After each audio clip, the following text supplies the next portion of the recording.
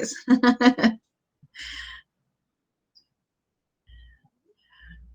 Vamos a ver, ¿tiene el micrófono cerrado? Buenas tardes, sí. Ahora sí. Buenas tardes, maestro, muchas gracias. No, gracias a ti por invitarme. Contento de estar acá con ustedes. Muy contentos estamos, pues aquí están los integrantes del taller de escritura de escritura creativa de SECAR, de Relata, y bueno, felices de tenerlo acá, maestro. Quisiera que los compañeros pues lo pudieran saludar, para que lo saludaran. Hola, maestro Mora, le habla Alma. Está bellísimo. Bendiciones. Hola, Alma Rosa. Sí, ella está aquí con nosotros. Sí, señor. Sí, señor. Bueno, me alegra escucharte y verte. Ya te estoy viendo ya.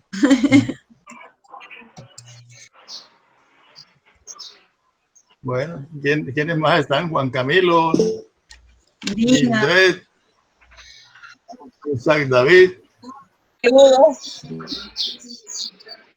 ¿Quiénes más? Un poco. Sí, estudiantes, Hilda Caro.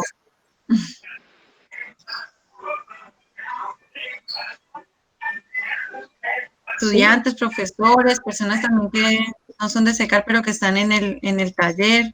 Ese taller es abierto pues para todos. Estamos muy contentos de tenerlo acá, maestro.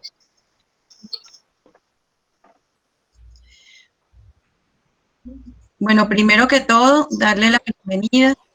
Estábamos hablando de que celebramos que hoy cumple 50 años de haber sido publicado en el Dominical del Espectador y hoy pues nos reunimos con usted para que estos pupilos de la escritura lo reciben con mucho cariño, mucho respeto y admiración, maestro. Bueno, sí, son 50 años, pero exactamente el 9 de agosto de 1970 me publicó el magazine dominical el cuento La Gota. Luego, en el mismo mes de agosto, a finales de agosto, me publicó el cuento La Dictadura Hall. En octubre de ese mismo año, 1970, me publicaron el cuento Los Otros. Y en diciembre de ese mismo 1970 me publicaron el cuento El Hijo de las Estrellas. Ese fue mi lanzamiento como escritor. Después, en marzo, o sea, 2 meses después, gano con Glixa el premio nacional que Gonzalo González, el director del magazine dominical, denominó De la Rara Belleza. Y bueno, ahí comenzó mi carrera como escritor. Hace 50 años. Muy contentos. ¿Sí? Hace 50 años. Como usted colocó allí en el Facebook, yo dije eso, casualmente ahora. Pero bueno, fue en agosto. Bueno, estoy a sus órdenes. ¿Qué es lo que, en qué le puedo servir, colaborar? Oigo Bueno, inquietudes, preguntas. Sí, Juan Camilo, Juan Camilo tenía una pregunta por acá que él la había escrito. Juan Camilo, si quieres, pues tienes la voz. Juan Camilo por aquí escribió, ahora se me perdió. Sí. Buenas tardes, maestro, ¿cómo está? Muy bien. Muy honrado de poder verle y compartir con usted. Bueno, mi pregunta, pues, como buena parte de los escritores les ocurre, pues, es más como su biografía, su recorrido biográfico influyó en sus obras literarias, como esas anécdotas que de pronto le marcaron en la escritura de sus libros o de sus novelas. Les quisiera compartir.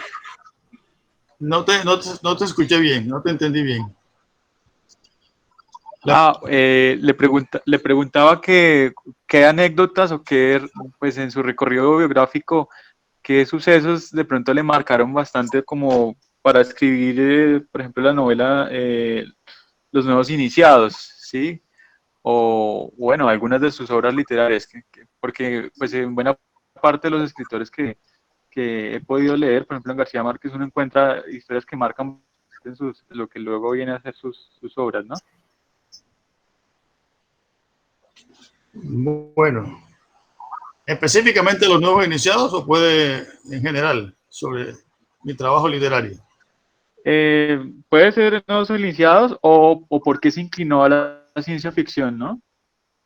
Bueno, el tema de la ciencia ficción me nace desde las aulas del bachillerato, porque tuve la fortuna de contar con profesores que me pusieron a leer literatura de la llamada realista, pero también me pusieron a leer a Julio Verne, a H.G. Wells, a Mary Shelley, y eso pues me motivó un poquito a interesarme por ese tipo de literatura.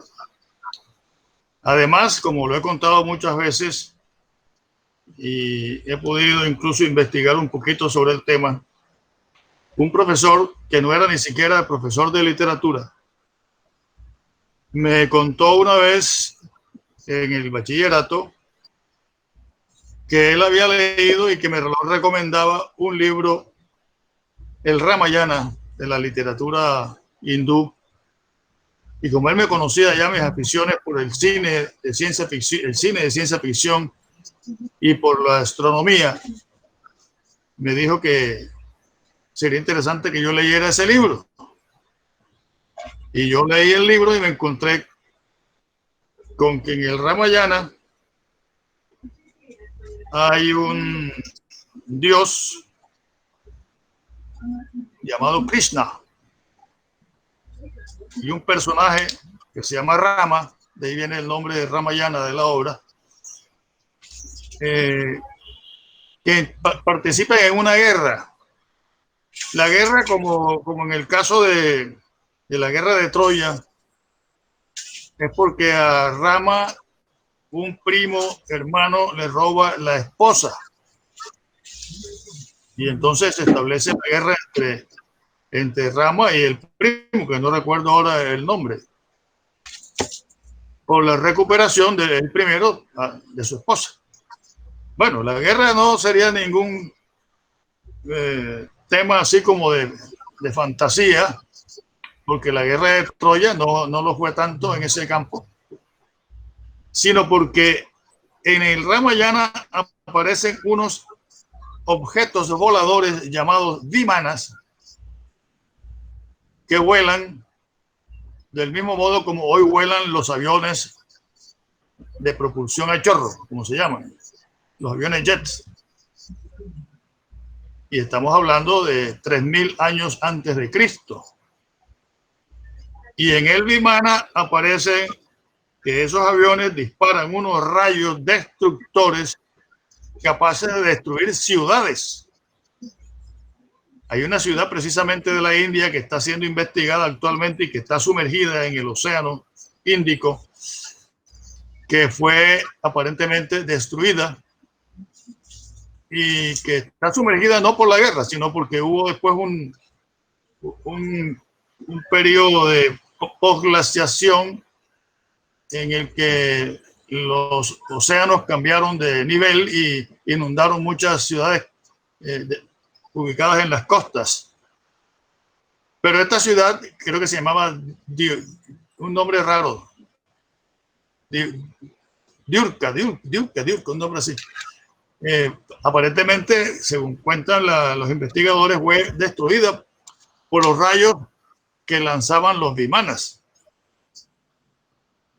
Y también tenían unas pistolas que disparaban unos rayos que mataban a la gente, que la desintegraban. Entonces, imagínense ustedes, rayo láser, aviones, jets, 3000 años antes de Cristo. ¿Cómo se imagina usted eso? Entonces, eso me puso a pensar a mí, bueno, esto es real o es ciencia ficción, pero de todas maneras me fue motivando a ese tipo de lecturas. Y por ahí Después viene la anécdota que ya he contado muchas veces de cómo se me ocurrió el primer cuento de ciencia ficción. Pero sobre el cuento de la novela de los nuevos iniciados, realmente yo quise contarla introduciéndole un ingrediente que generalmente no lo tienen las otras novelas que he leído sobre el tema, y es el ingrediente, digamos que no exactamente religioso, sino el ingrediente de una comunidad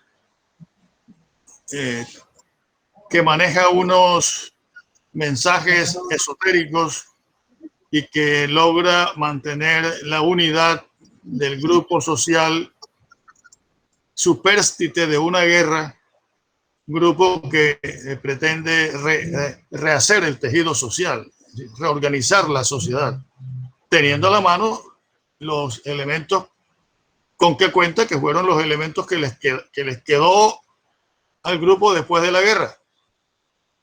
Entonces yo quise contar esa historia desde esa perspectiva y desde luego con el ingrediente de los alienígenas, los seres del espacio que fueron conduciendo poco a poco a esos sobrevivientes de la guerra nuclear para que lograran reorganizar la vida social. Más o menos esa fue la idea, ¿no? Y metiéndole el ingrediente de las costumbres nuestras, es decir, cómo era la vida antes acá en nuestras tierras de Córdoba y Sucre. Y al final, uno de los elementos terrígenas que introduzco en la obra es que ellos, los nuevos habitantes de toda la región del Golfo de Morrosquillo, empiezan a descubrir el porro y a bailar el porro. Ahí termina la novela, ¿no?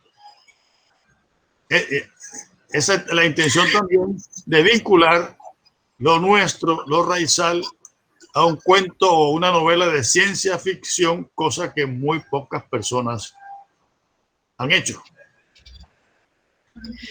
Sí, sí, señor. Precisamente la profesora Gildred nos decía ahora que ella tenía mucha curiosidad precisamente de eso, cómo hacía una persona caribe con toda la influencia de otros autores que son tan particulares del Caribe, por iniciarse, por interesarse por la ciencia ficción. Y precisamente en esta novela usted está pues contándonos que al final está precisamente ese ingrediente del Caribe, del porro, de disfrutar la música, de disfrutar la esencia de ser Caribe. Aquí hay una pregunta muy parecida que ya la respondió el maestro Hilda Caro pregunta precisamente eso, de cómo hizo pues para inspirarse y querer tomar la ciencia ficción, y ya la respondió. Carmen Rosa dice, la élite, teoría conspirativa, bárbaro. Dice Carmen Rosa. ¿Alguien más le gustaría pues hacer alguna otra pregunta? Bienvenido al profesor Alfredo. Yo quiero agregar algo a lo que le respondí a Juan Camilo. Y es que toda esa liturgia que aparece allí en la novela, Los Nuevos Iniciados, es no exactamente una copia, sino más o menos está inspirada en las liturgias de la masonería. Así se desarrollan más o menos las tenidas, o sea, las sesiones que se realizan en las logias masónicas. Yo soy masón y por eso te lo estoy diciendo, ¿no? Conozco bien el tema, solo que yo la liturgia le hice una adaptación para la novela, para que no parezca exactamente igual a cómo es una liturgia en el seno de la masonería.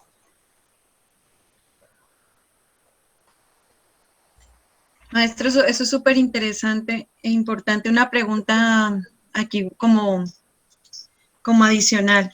¿Eso le ha traído de pronto como alguna inquietud por parte de sus compañeros de masones con respecto a que se cuente esas partes de la liturgia o ellos les parece también como llamativo que lo use para la literatura? No, de ninguna manera. No hay problema porque uno utilice, digamos, de una manera como símil la liturgia de la masonería. Entre otras cosas, porque si tú quieres conocer la liturgia de la masonería, tienes que entrar a internet, ahí está todo. Todo lo que tú quieras saber sobre la masonería está en internet. O sea que ya no es tan secreto como se creía antes. No. Las liturgias, todo eso están en internet. Eso no tiene ya ningún misterio. Nuestra estudiante, ella es de primer semestre, maestro. Angie Zenit Vargas pregunta que cómo surgió la idea de Atlán Hierba. Desde hace mucho tiempo, yo tengo en mi cabeza la idea, porque dicho sea de paso, no soy original en esto, eso lo vienen pensando muchos autores y escritores desde hace tiempo, que en la Biblia hay muchos elementos para pensar que en los pensadores, en los, digamos, en los líderes espirituales de los pueblos bíblicos, hubo mucha incidencia de lo que hoy llamamos los alienígenas, seres extraterrestres, ¿no? Muchos poemas míos que están en el libro Los jinetes del recuerdo, en los jeroglíficos del jardín, Caminantes del cielo, etcétera, están inspirados en pasajes de la Biblia.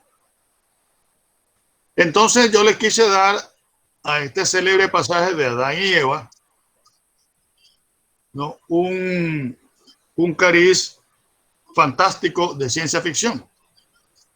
Y entonces pongo Atlán es Adán, Hierba es Eva, y en el cuento los pongo a Atlán como un joven que es parte de una expedición que viene obviamente del espacio exterior, y a Herba como una joven habitante originaria de aquí del planeta Tierra.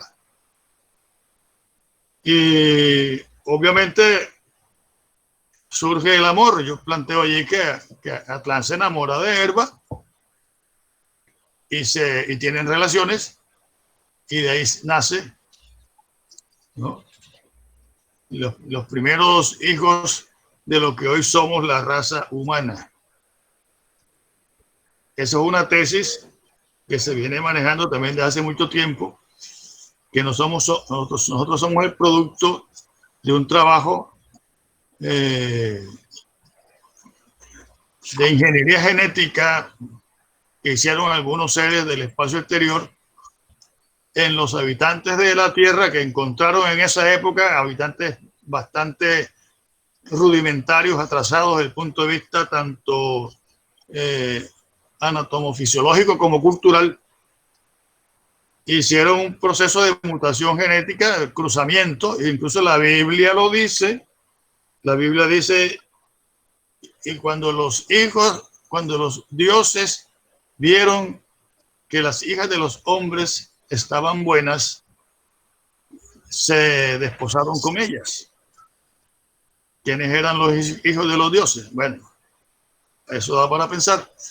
Entonces, la intención mía fue darle ese cariz de ciencia ficción a un pasaje de la Biblia. Una interpretación más. Ahora, nosotros los escritores de ciencia ficción no decimos que esto es así, ni que esto fue así, ni que lo que nosotros decimos es la verdad. No, nosotros simplemente decimos que estamos haciendo un juego. La ciencia ficción tiene algo de lúdico. Estamos haciendo un juego, le estamos dando una interpretación fantasiosa a un hecho que muchos consideran histórico. No es más.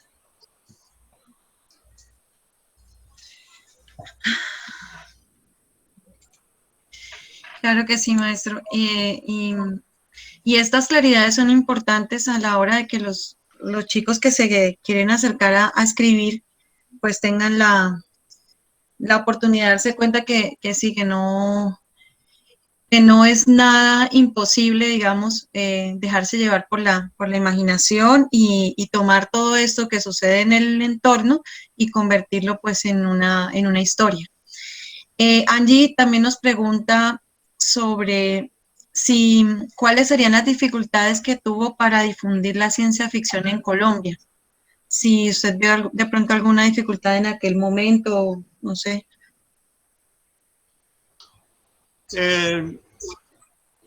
Cuando yo comencé en el año 1970, como ya les dije, a escribir ciencia ficción, en Colombia casi nadie escribía ciencia ficción.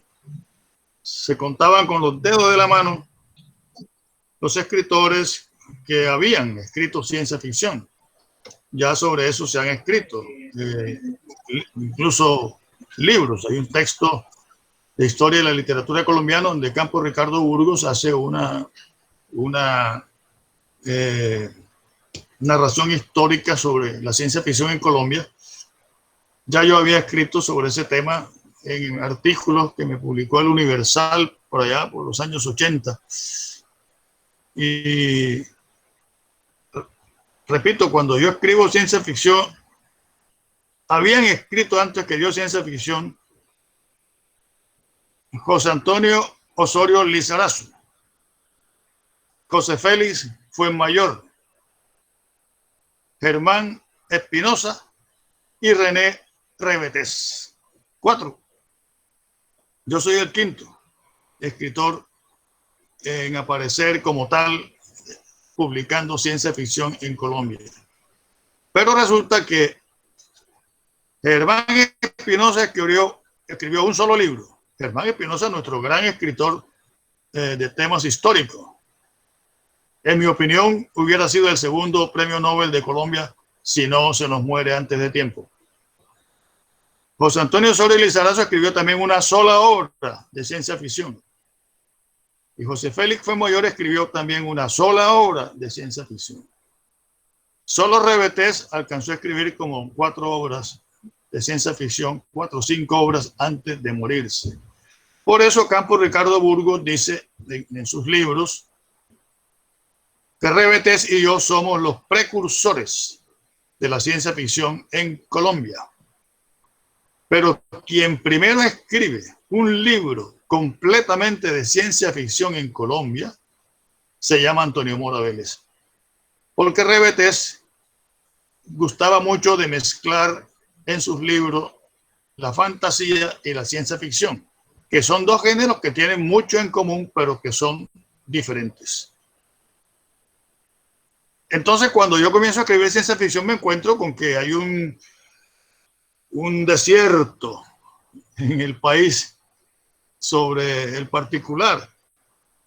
Pero cuando ya me gano con el premio Glitzer, el premio nacional, y publico mi primer libro que se llama Glitzer y otros cuentos de ciencia ficción que salen en 1979, comenzó ya mucha gente a interesarse por el género, ¿no? Y bueno, para no alargarles el cuento, ya hoy hay como 15 escritores de ciencia ficción en Colombia, algunos de los cuales, unos 3 o 4 han publicado ya libros, y otros siguen publicando cuentos en revistas del exterior y de aquí, porque ya hay como 2 revistas de ciencia ficción en Colombia. Una la dirige Luis Cermeño, y otra la dirige un muchacho, David Pérez, de Cali. Entonces ya hay incluso grupos de fans de la ciencia ficción en varias ciudades del país y colectivos de escritores de ciencia ficción en Bogotá y en Medellín. Entonces, ya hoy no puedo decir que soy el único que escribe ciencia ficción en Colombia, no, hay mucha gente que está escribiendo, incluso ya alguno de ellos, un joven Gerson Lizarazo, ganó o fue finalista, algo así, a un concurso internacional de ciencia ficción, ya, y en la revista Axon de Buenos Aires, que es la mejor revista de ciencia ficción, es virtual, pueden ingresar desde Google, publican con frecuencia escritores jóvenes colombianos de ciencia ficción.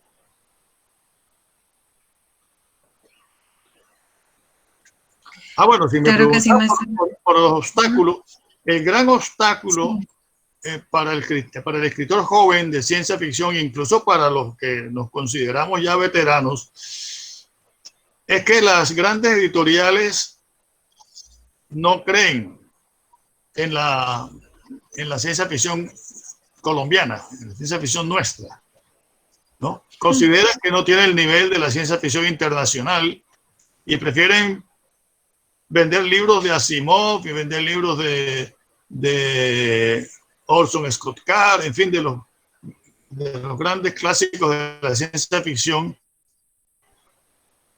que vender libros de Antonio Mora o de Campo Ricardo Burgos o de Gerson Lizarazo, porque consideran que nosotros no tenemos el público lector ávido de conocernos que tiene Isaac Asimov, Ray Bradbury y etcétera, ¿no? Ese es uno el principal obstáculo que nosotros tenemos. Sí, sí, es muy cierto, maestro, es muy cierto, es verdad. Y siguen haciendo reediciones de esos libros y poca oferta para los escritores locales. Carmen, estudiante de Derecho, pregunta. Bueno, porque el doctor Mora es abogado, ¿no? También. También es abogado. ¿Qué tan fácil? Bueno, era, sí. Aunque siempre era abogado. Siempre será. ¿Qué tan factible es escribir en esta época de pandemia justamente utilizando la chispa de ciencia ficción, pero que si bien hay datos reales? Algo así es que pregunta. Algo así.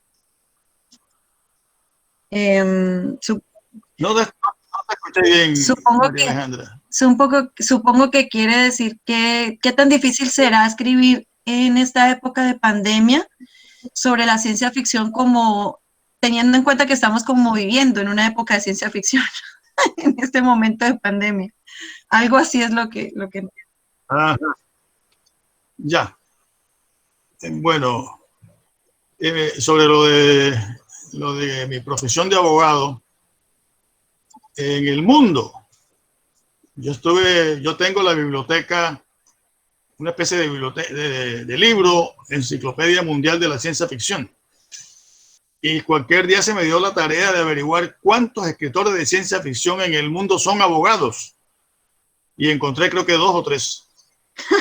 Muy poquitos. No hay muchos. La mayoría, la inmensa mayoría de los escritores de ciencia ficción del mundo son profesionales de carreras técnicas, son ingenieros, son biólogos, son físicos, químicos, en fin, son, ¿no?, antropólogos. Están más cerca de ese ámbito del manejo. Paleontólogos, arqueólogos, de todo eso hay escritores de ciencia ficción, pero abogados hay como 3 conmigo. Bueno, en esa época que yo hice esa lectura, yo no sé, de pronto ahora hay más, ¿no? Y sobre el segundo punto que me decías era, repíteme por favor. Que decía Carmen, preguntaba a la estudiante Carmen, que es de Derecho, que justamente en estas épocas de pandemia, ¿cómo es escribir de ciencia ficción? Entiendo yo que quiere decir que como estamos como viviendo en una época de ciencia ficción y que los datos ahora son tan reales y graves, ¿no? Como algo así. Fíjate que en el año 1984, en un diario de Barranquilla, en el suplemento literario, un escritor, profesor de literatura, amigo mío, me hizo una entrevista y me hizo una pregunta. Sí. Y con la respuesta que yo le di, tituló la entrevista. En el futuro, toda la literatura será de ciencia ficción.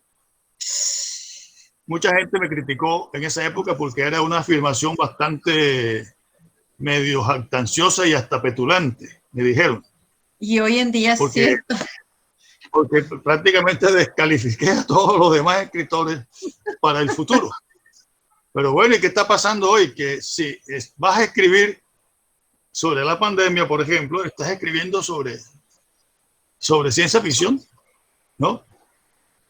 Mucho, es decir, estamos viviendo en una época que ya es de ciencia ficción prácticamente, ¿no? Por eso alguien me decía,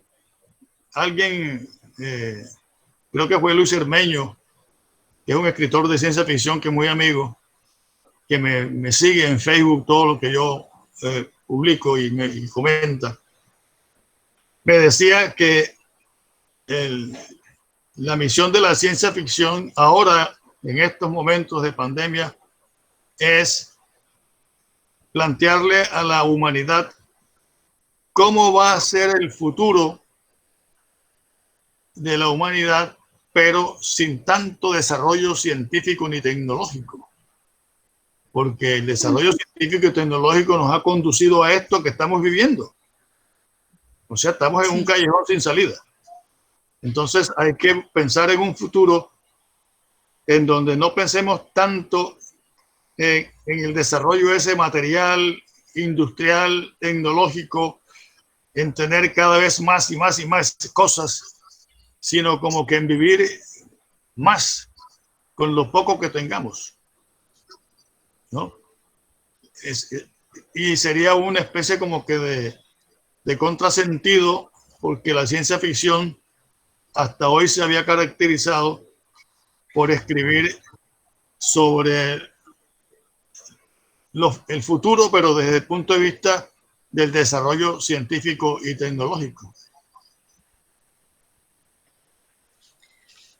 Así es, incluso hay series que hoy en día no son tan conocidas como en Netflix ni nada de eso, sino en otras plataformas que plantean muy parecido a lo que usted está planteando, maestro, que llegaremos a un punto en que no va a haber mucho y la ciencia ficción estará en contar ese tipo de cosas, en qué haremos con ese mundo del que no haya mucho de dónde tomar. Así es. La maestra Alma Rosa, que también es profe de SECAR, nuestra querida Alma Rosa, nos pregunta o nos dice que por favor, maestro, nos hable de la poesía de ciencia ficción, porque también ese es otro de los aspectos importantes de su obra y del género como tal. Campos Ricardo Burgos, que es un escritor de ciencia ficción colombiano joven, él es psicólogo, fíjate, es psicólogo, tiene una carrera que tiende más hacia las humanidades. Así es, sí. Campos Ricardo me hizo una vez una entrevista larga, extensa, que no se publicó en Colombia, se publicó en la Argentina. Y entonces él dice, Antonio Mora Vélez es un escritor casi que de culto en Colombia, porque lo seguimos algunas cuantas personas que le conocemos su obra. Su obra es una obra rara en nuestro medio. Pero a esa obra rara en nuestro medio, el señor Antonio Mora Vélez le agrega ahora una cosa todavía mucho más rara, la poesía de ciencia ficción.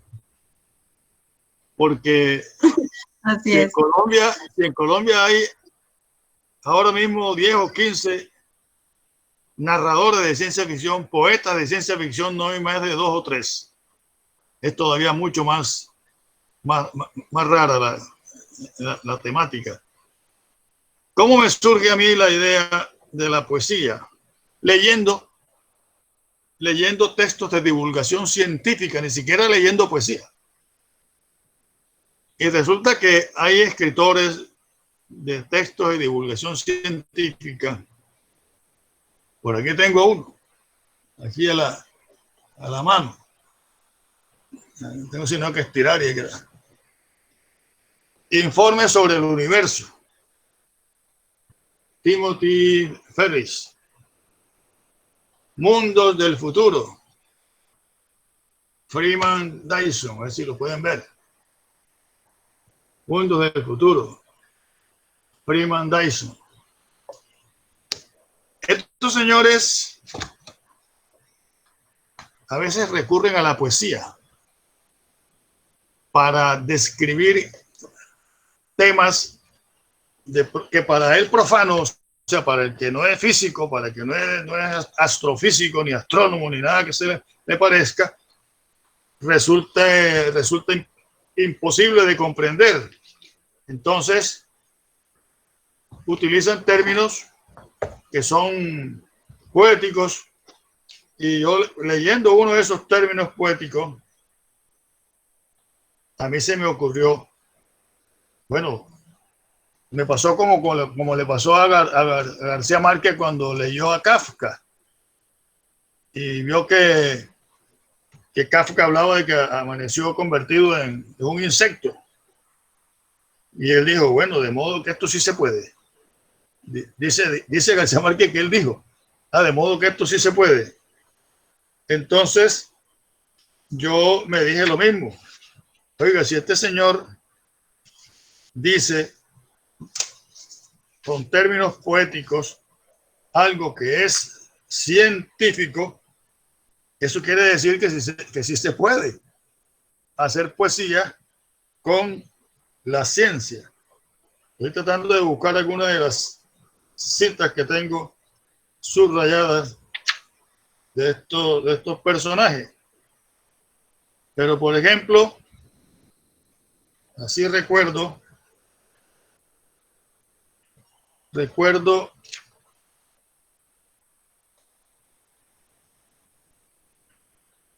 incluso en uno de los poemas yo lo menciono. Vamos a ver.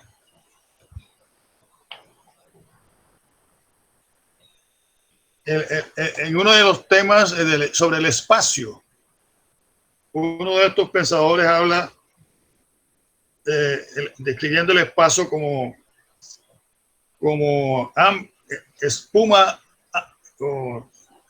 espuma amplia y no sé qué, otra cosa diferente, ¿no?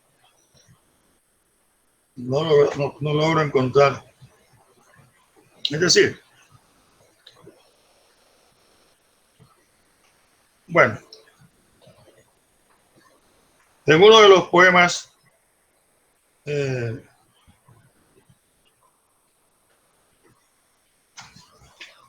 uno de los poemas de mi libro de poesía,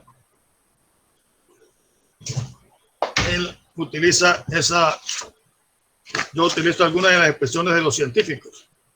Vamos a ver si logro encontrar el libro,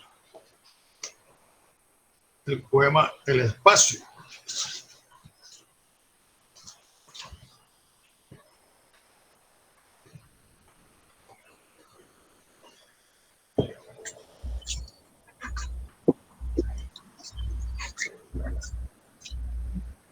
Bueno, entonces en esencia es eso. ¿En qué consiste la poesía de ciencia ficción? En lograr, vamos a ver ejemplos aquí sobre este punto. En lograr decir poéticamente lo que dicen las ciencias con términos obviamente científicos. Entonces vamos a ver un ejemplo en uno de estos poemas. Yo tengo acá el de Jinetes del Recuerdo. Sí, pero entonces déjame buscar aquí. Electrón, fíjate. Ah, ok. El poema Electrón. ¿Qué digo yo en este poema? Exactamente lo que dice la ciencia, pero solo que yo lo digo en términos poéticos. Emisario diminuto del designio que reinas en el mundo de las realidades inciertas. Todos sabemos que incertidumbre viene de incierta, ¿cierto? Sí, señor. Hay un principio de la física que se le debe a un físico, Werner Heisenberg, que es el principio de incertidumbre. Entonces dice que dentro del átomo no rige la necesidad, sino el azar. Es decir, la velocidad, la combinación de las partículas del átomo se rigen por el principio de incertidumbre. Nada es cierto allí, nada tiene la certeza de que va a ocurrir así, sino que las cosas suceden de acuerdo con ese principio de incertidumbre. Por eso yo hablo de las realidades inciertas. Reinas en el mundo de las realidades inciertas. El mundo del átomo es el mundo de la mecánica cuántica, y la mecánica cuántica se caracteriza por eso. Porque la incertidumbre es la que rige allí, en ese mundo. Entonces yo digo poéticamente lo que la ciencia dice científicamente. Pequeño arquitecto de la sustancia. Todos sabemos que toda sustancia está compuesta de átomos. Todo lo que existe está compuesto de átomos. Saltador curioso, que invades otras órbitas para que la vida ocurra. Todos sabemos que si el electrón no salta de un átomo a otro, si no hay intercambio de electrones, no existiría ni los compuestos químicos ni la vida. Si dos átomos de hidrógeno a través de los electrones se combinan con un átomo, dos de oxígeno con un átomo de hidrógeno, no existiría el agua. Y si no existe el agua, pues no existe la vida. Entonces, que invades otras órbitas para que la vida ocurra.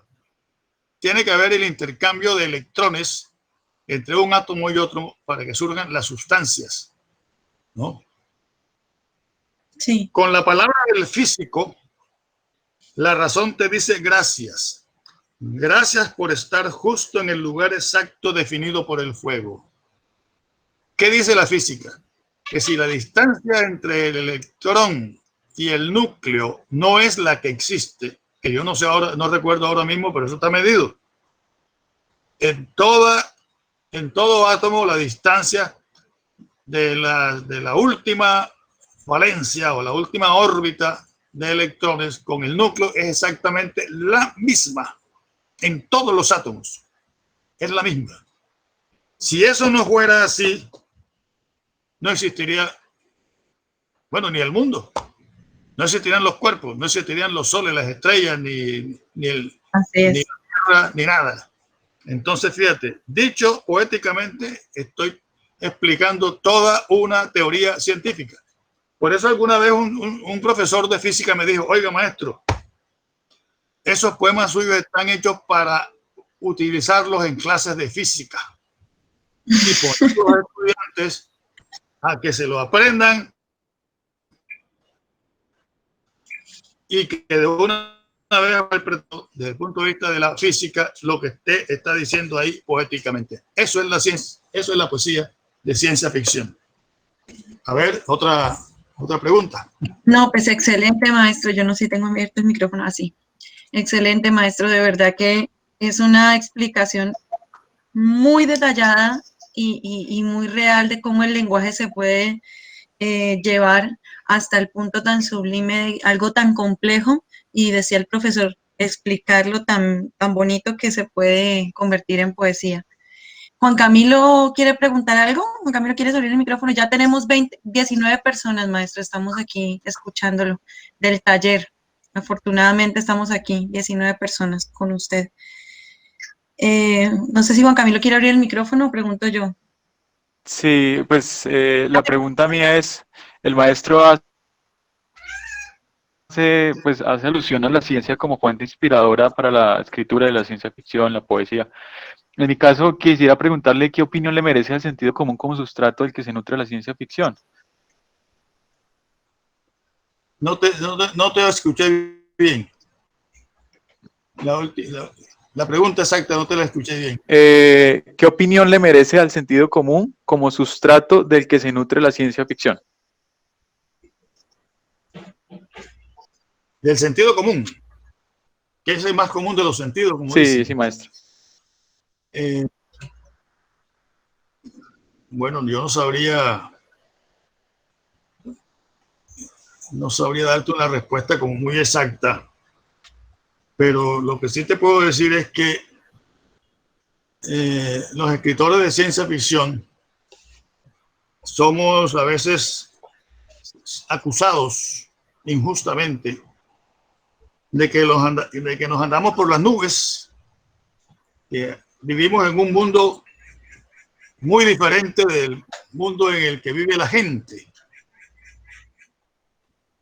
Como si nosotros estuviésemos desligados de la realidad, digamos, natural, social, cultural, etcétera, en donde nos desenvolvemos. Y si entiendo tu pregunta, el sentido común es las cosas que generalmente ocurren a nuestra vista. Todo lo que nosotros estamos diariamente viendo, que son como parte del acervo mental y psicológico de las personas de todo el mundo, que son, digamos, la manera de cómo la gente razona y se orienta, ¿sí? Porque son enseñanzas, ideas que vienen desde tiempo atrás. A eso es lo que yo le entiendo que es el sentido común. Y resulta que el escritor de ciencia ficción sí está pendiente de todo eso. No es cierto que el escritor de ciencia ficción se abstraiga de esa realidad que le circunda. Si yo te explicara el origen de mis cuentos de ciencia ficción, todos tienen algo de la vida en común. Todos tienen algo de eso que tú llamas el sentido común, ¿no? Todos tienen la intención de o poetizar o narrar fantasiosamente cosas que para el resto de la gente son pertenecientes al mundo de la cotidianidad, ¿no? Ese es uno de los secretos de la ciencia ficción, ¿no? Poner en otro planeta con unos personajes todos fantásticos, con unos poderes sobrenaturales, pero cosas que ocurren aquí en la Tierra, virtudes y defectos que ocurren aquí en la Tierra y entre nosotros. ¿Ya? Entonces fíjate que sí hay una relación entre eso que pudiéramos denominar el sentido común, es decir, todas esas imágenes, ideas, etcétera, que nos rodean y que nos influyen, y la imaginación creadora del escritor de ciencia ficción. Yo te puedo poner el ejemplo que muchas personas me piden cuando se habla de Glitza. Bueno, ¿y usted en qué se inspiró para escribir Glitza? La cosa más sencilla y elemental del mundo, pero al mismo tiempo la cosa más hermosa. Glitza me lo inspira a mí, mi novia, que hoy es mi esposa. Cuando teníamos pocos meses de estar de amores y llegan las vacaciones en la universidad y ella se va para Monpós y yo me vengo para Montería. Y yo pensando, miércoles, 3 meses sin vernos, qué tragedia. Bueno, y allí surge Glitza, que es la separación de Vernon, que se va en un viaje hacia el planeta de Alfa Centauri. Óigame, y yo en Glitza digo que en esa estrella llamada Alfa Centauri hay un planeta habitable. Hoy acaba de descubrir la ciencia de que eso es cierto, que el planeta habitable más cercano que tiene la Tierra está girando alrededor de Alfa Centauri. Y eso está dicho en Glitza en el año 1971. Bueno, y Vernon, que Glitza queda acá en la Tierra, ¿no? Y bueno, y ahí viene ya toda la temática del cuento. Esa separación real que me ocurrió con mi novia, yo la extrapolé a una separación fantasiosa entre un astronauta que se va y su novia que se queda en la Tierra. ¿Satisfecho? Profesor Antonio, yo tengo una pequeña Qué pregunta, impresionante. ¿Sí? ¿Cómo no? Dale, María más, José. no, más bien es una pequeña reflexión, o no sé qué piensa usted al respecto de que la ciencia ficción en la literatura juvenil actual está muy marcada, pero se enfoca más al lado fantástico, como la creación de personajes que tenga tipo hada, astros, y usan en base literaturas antiguas y las están renovando en temáticas. Hay un género, es muy nuevo, es de estas últimas décadas que son las distopías.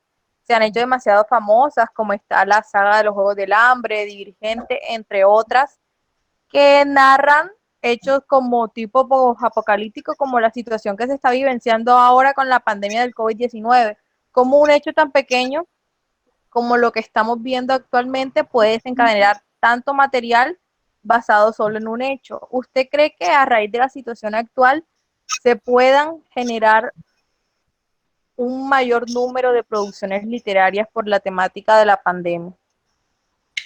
Bueno, ya hay muchos libros de tiempo atrás escritos sobre la terminación de la vida humana por culpa de una pandemia.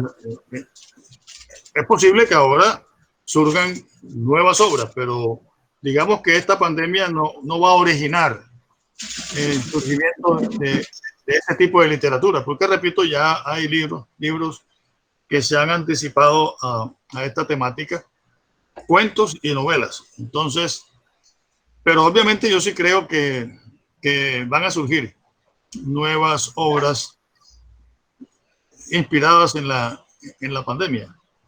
Sobre la nueva literatura que se inclina más hacia el género fantástico, sí hay una cosa que es muy particular, que no hace sino mostrar la importancia que ha tenido la ciencia ficción. Y es que en muchas de estas obras, en donde lo fantástico es lo que prima, hay también muchos ingredientes de ciencia ficción, como anotabas ahora rato, ¿no?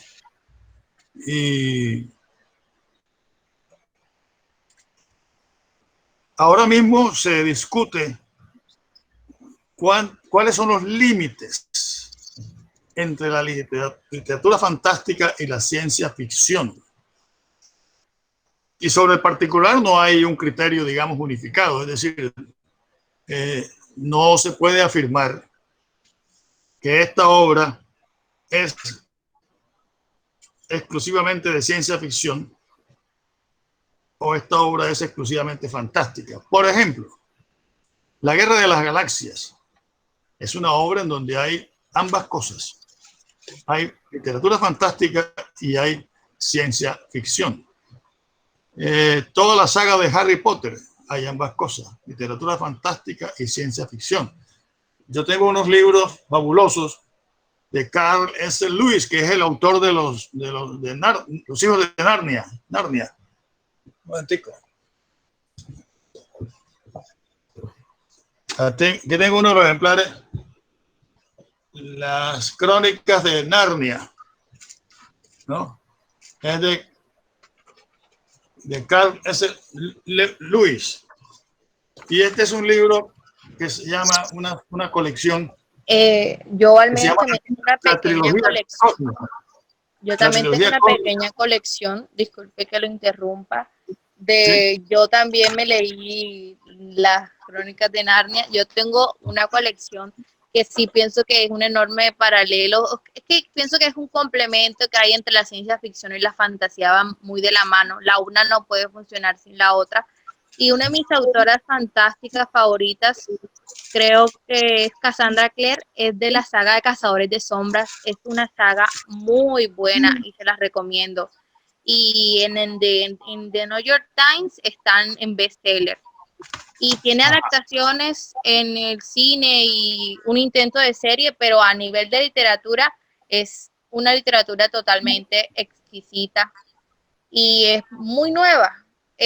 Y atrae mucho público joven que me atrevería a decir que tiene un número de fanáticos y de lectores tan grandes como lo tiene Harry Potter.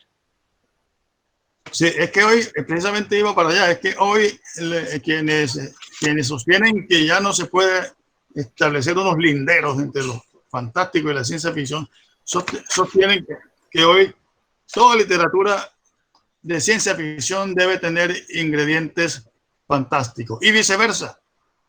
Toda la literatura fantasiosa tiene ingredientes de ciencia ficción. Incluso hay una literatura realista o que pretende ser realista, como la de Haruki Murakami, no sé si lo han leído, que tiene muchos ingredientes de ciencia ficción y de fantasía y no pretende ser ni lo uno ni lo otro.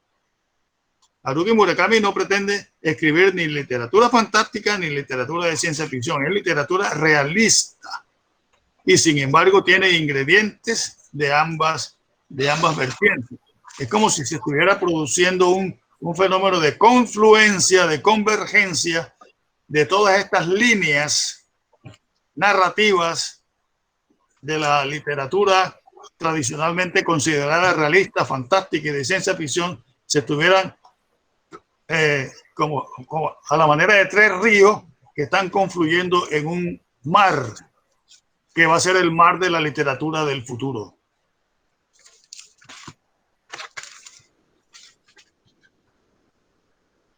Sí. María José está súper contenta porque, porque se emocionó y todo. Claro que sí, maestro. Camilo dice que él pregunta que ¿por qué es usual que los escritores que estamos iniciando no veamos la fuerza inspiradora que tienen los hechos cotidianos?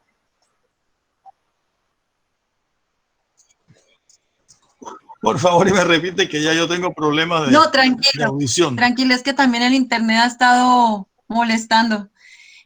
¿Por qué es usual que los escritores que estamos iniciando no veamos la fuerza inspiradora que tienen los hechos cotidianos? Es decir, que en los hechos cotidianos todavía los escritores que estamos iniciando no encontramos como esa inspiración.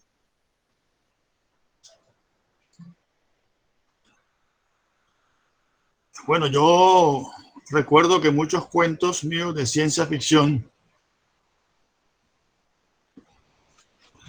se inspiraron tanto en hechos cotidianos, pero reforzados con las lecturas. Porque es que el otro ingrediente que hay que tener en cuenta para llegar a ser un escritor de ciencia ficción, además de tener como las antenas bien puestas para estar captando todo lo que está pasando en la realidad científica, etcétera, del mundo, y además de ser un buen lector de literatura en general, hay que también ser un buen lector de ciencia ficción y de textos de divulgación científica, es decir, estar al tanto de lo que se publica, y hoy es fácil por el internet, de lo que se publica en el mundo en materia de adelantos científicos y tecnológicos. Yo vivo pendiente de todas estas revistas científicas, de todas estas páginas que hay en el internet sobre las pirámides de Egipto, sobre todas las ruinas que hay de civilizaciones antiguas, etcétera. Todo lo que se dice y se va descubriendo sobre esos temas, porque eso es una fuente de inspiración para la literatura de ciencia ficción. Pero como te decía hace un rato, uno de los elementos de la ciencia ficción es lo que llamamos extrapolación, el recurso de la extrapolación, que consiste en trasladar a un mundo imaginario que puede ser en otro planeta, o puede ser en el futuro de este planeta, o puede ser en el pasado de este planeta de la historia, imaginar, sí, con personajes obviamente, cosas, hechos que están sucediendo en el planeta nuestro. Y ahí surge la función crítica de la ciencia ficción. Yo les doy un ejemplo importante. Una de las novelas más interesantes que yo he leído se llama Qué difícil es ser Dios, de los hermanos Arkady y Boris Strugatsky, que son un par de escritores soviéticos hace un rato, ahora son rusos, porque ya la Unión Soviética no existe. Entonces ellos escribieron esa novela. Aquí hay un necio que me está llamando y cada vez que lo bloqueo vuelve y me llama. Escribieron esa novela en momentos en que en la Unión Soviética había un régimen dictatorial, ¿no? Y la novela es una crítica a ese régimen, pero los autores ubican la crítica en otro planeta. Es decir, lo que está sucediendo en esa época en la Unión Soviética, ellos lo ubican en otro planeta. Y los personajes son de ese otro planeta.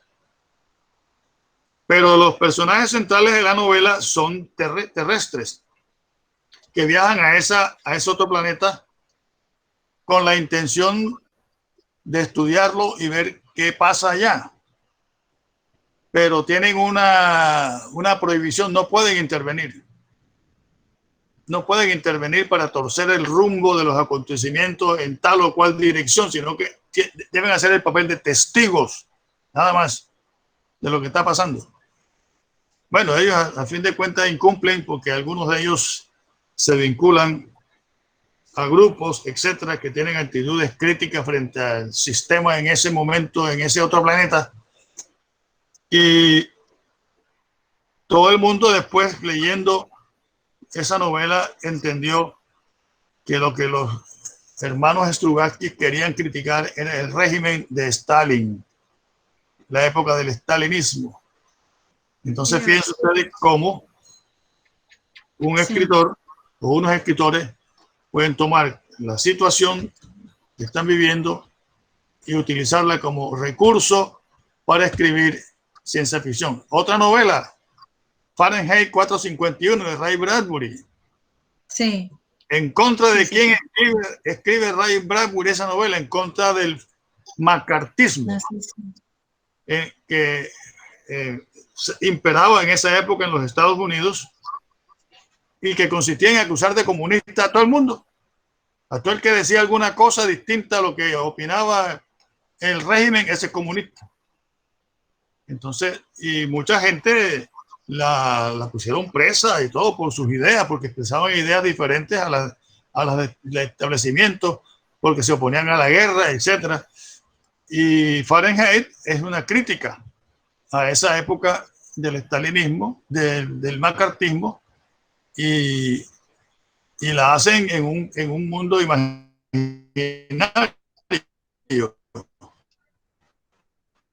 ¿no? No se han leído en donde la metáfora que ellos utilizan para señalar la persecución que había en Estados Unidos en contra de los pensadores y escritores es que en Fahrenheit se considera delito tener un libro y a los libros los quemaban. Y los bomberos, en lugar de apagar incendios, lo que hacían era incendiar libros, ¿no? Incendiar libros. Sí. ¿No? Recopilaban libros, le quitaban los libros a todo el mundo y hacían una pila y los quemaban. En lugar de echar chorros de agua, eran chorros de fuego y quemaban los libros. Entonces, fíjate, sí, cómo hechos de la realidad dan origen, gracias a la imaginación creadora del escritor, a novelas de ciencia ficción. Así es, maestro. No, pues nosotros estamos muy, muy contentos de verdad de haber tenido esa oportunidad y que estas últimas explicaciones, por ejemplo, sobre Fahrenheit, es uno de los libros que también he trabajado en clase con mis estudiantes por todas las implicaciones y lecturas de fondo que tiene. Entonces, de verdad que estamos muy, muy contentos, maestro, esta oportunidad de oro que tenemos de haber compartido con usted en esta tarde. Sé que hay algunos integrantes que quieren agradecerle, que quieren darle unas palabras, entonces creo que ¿quién fue la que dijo primero? Yo, que quería...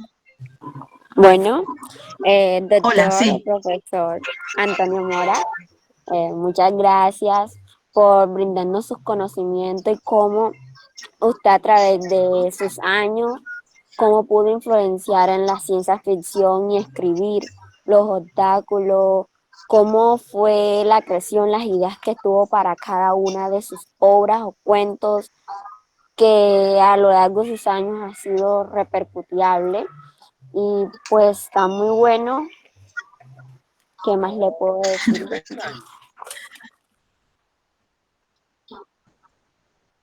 Bueno, gracias. Muchas gracias, hermosa, muy amable. De pronto alguna profe, no sé si la profe Gilda, la profe Alma, Lina, que están aquí, que hacen parte también Mira, del María. taller. Y bueno, que no hablamos de todos los... Sí, también está aquí. Y también no le hemos contado a los chicos y a todos los que nos escuchan que también ha dado, ha sido el fundador, pues, no solamente de SECAR, de nuestra alma mater, ¿verdad? Sino también de grupos literarios, revistas, o sea, la influencia que usted ha tenido a lo largo de toda esta trayectoria y que ha permitido que personas como nosotros que apenas nos iniciamos en este proceso, podamos conocer y avanzar en la literatura es gracias a todas estas iniciativas y espacios que usted ha creado y se lo agradecemos profundamente, maestro, de verdad que así como el Boca Chico Letrado, el Parlamento, SECAR mismo, todos los talleres que se han gestado en SECAR. Por eso queríamos invitarlo, maestro, porque para nosotros usted es un gran referente y es el padre pues de haber tenido la posibilidad de estar aquí en esta tarde como taller de escritura también, maestro. Muchas gracias. Un saludo. Bueno, no, a ustedes muchas gracias también. Hola, Lina, ¿cómo estás? Muy bien, gracias. Un saludo muy especial desde la distancia. Me encuentro en la ciudad de Sincelejo pasando la cuarentena, escuchándolo, muy agradada por todas las cosas que ha compartido, sobre todo con los que están haciendo el curso, digamos, para afianzar la escritura e interesante toda, digamos, ese recorrido que nos hizo a través de sus obras en la ciencia ficción. ¿Cómo? Perdón.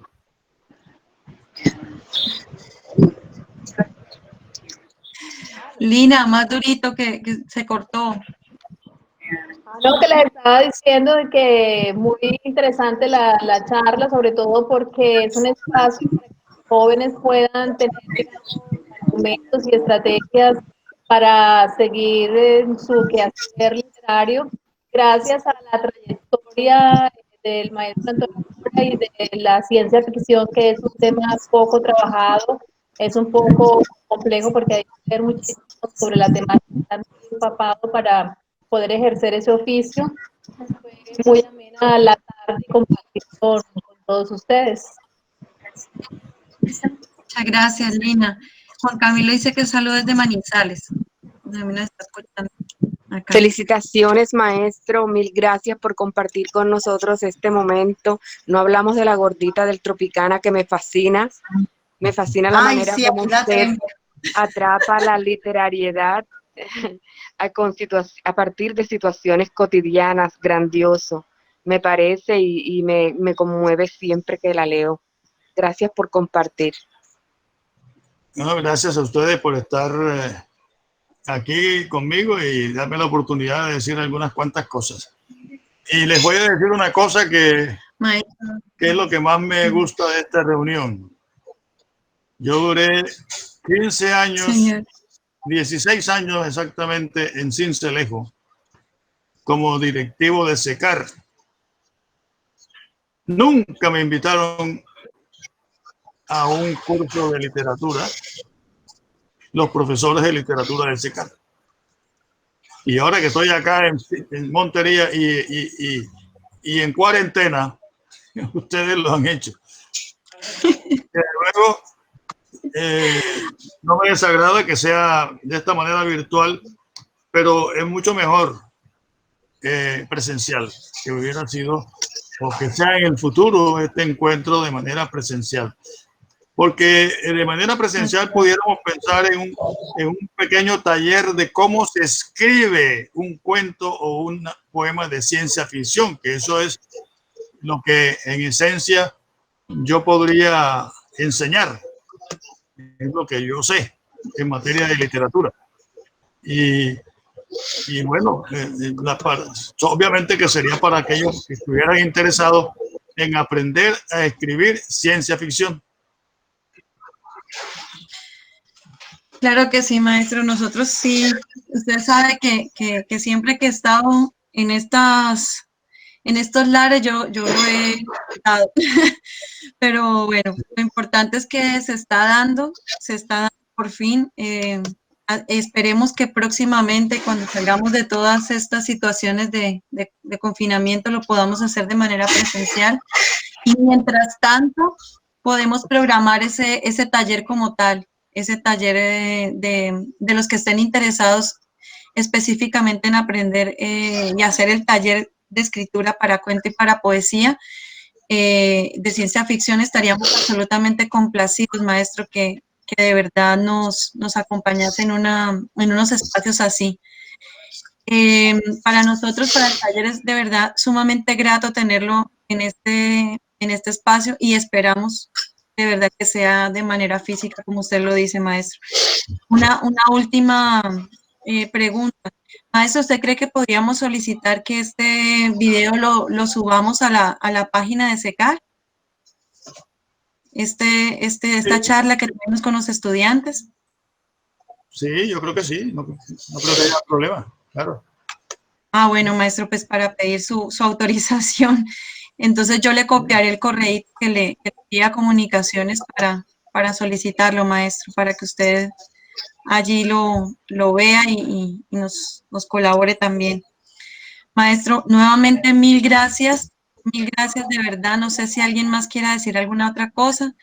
Y estamos muy felices. Ahí le están escribiendo en el chat que ha sido una tarde amena, que muchas gracias, maestro. Sí, le están escribiendo. Sí. Estoy leyendo el chat, que no lo había leído, estoy viéndolo ahora. Y pues le quería comentar que no solamente están estudiantes, sino también están docentes.